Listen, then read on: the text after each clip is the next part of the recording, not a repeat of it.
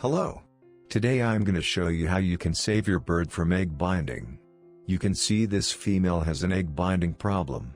So what are we gonna do? We will pull out this egg very carefully. But how?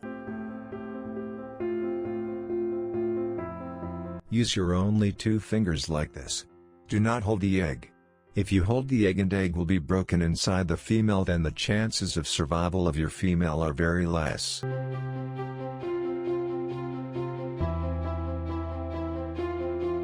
So just slid the egg from back to whole side with very less force.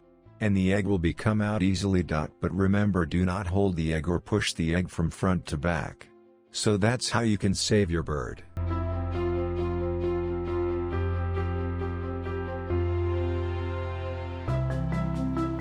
And after you pull out the egg, give your female the electrolyte to boost her body.